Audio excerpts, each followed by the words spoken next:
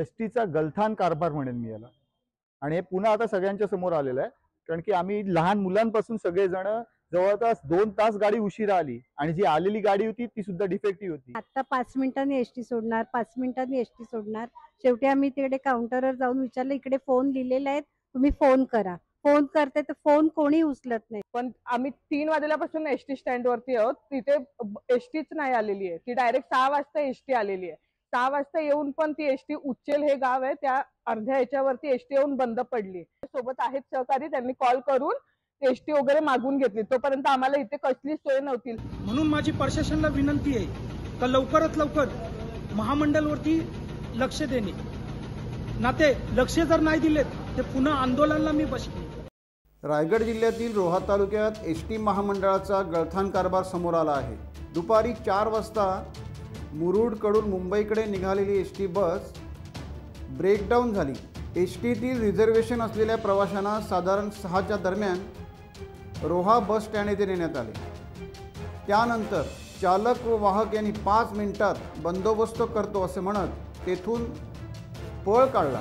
1 तास उलटल्यानंतर प्रवाशांकडून याची विचारपूस होऊ लागली. मात्र स्थानक प्रमुख यांनी उडवाउडी उत्तरे देण्यास सुरुवात केली. जनतेचा संताप वाढत गेला. ज्यांचे रिझर्वेशन झालेले होते त्या प्रवाशांनी त्या ठिकाणी गोंधळ घातला.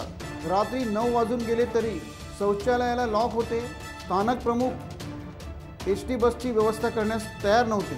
महिला वर्गाचा संताप सुरू झाला. संतप्त नागरिकांनी यावर आपल्या प्रतिक्रिया दिल्या आहेत.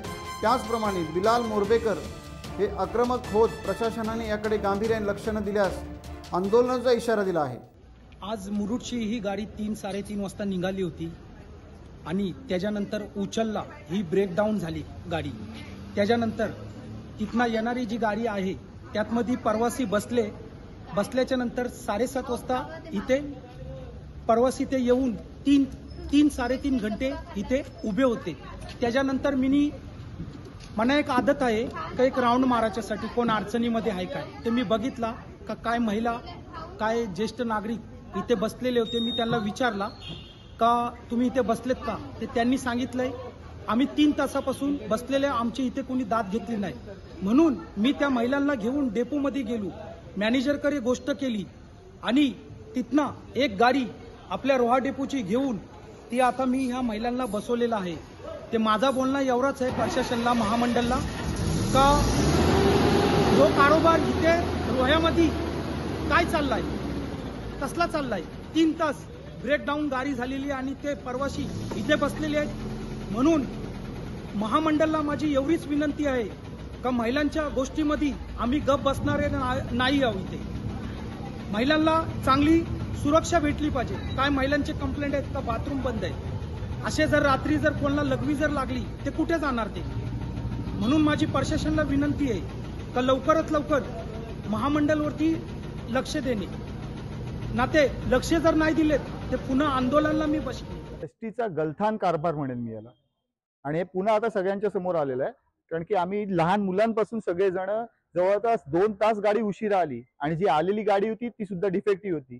1 तास गाडी बंद पडल्यानंतर कुठला पर्यायी व्यवस्था पण आमच्याकडे नव्हती. त्यानंतर इथे आल्यावर पण आम्ही राम भरोसे, इथे कोणी आमची दाद घ्यायला तयार नव्हतं. ना इथला शाखा आगार प्रमुख, ना इथले आगार व्यवस्था. 7:30 वाजल्यापासून की आता 5 मिनिटांनी एसटी सोडणार, 5 मिनिटांनी एसटी सोडणार.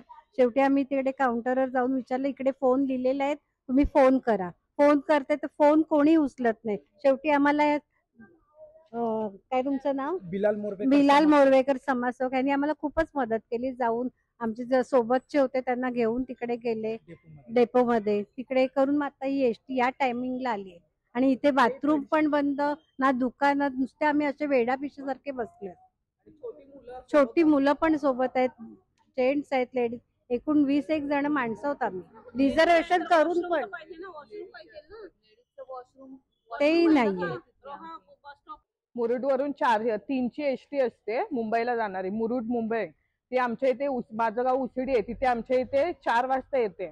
पण आम्ही 3 वाजल्यापासून एसटी स्टँड वरती आहोत. तिथे एसटीच नाही आलेली आहे. ती डायरेक्ट 6 वाजता एसटी आलेली आहे.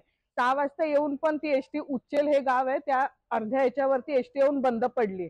आणि त्याच्यानंतर तिथून आम्हाला पूर्ण वरती डोंगर चढल्यासारखं सगळं सामान घेऊन आमची एसटीतली सगळी माणसं पूर्ण डोंगर चढले वरती. त्याच्यानंतर पाठीमागून मुरुड रोहा एसटी आली. त्या एसटी मध्ये आम्हाला सगळ्यांना बसवलं आणि रोहा डेपो मध्ये इथे आणून सोडलं. रोहा डेपो मध्ये आता रात्रीचे 11 11:30 होत आलेले आहेत. अजूनपर्यंत आमची कोणी सोय आणि इथे कोणीच दखल घेतलेली नाही. आमच्या प्रवाशांमधल्यांनी पण खूप जणांनी फोन केले त्यांना की इथे सगळे प्रवासी आहेत, लहान मुलं आहेत, लेडीज आहेत, इथे कसलीच काही सोय नाही न करता ते जे आमच्या सोबत आलेले कंडक्टर वगैरे ते स्वतः एसटी पकडून निघून गेले. आणि अशी एसटी पाठवलेली पूर्ण भंगार एसटी होती.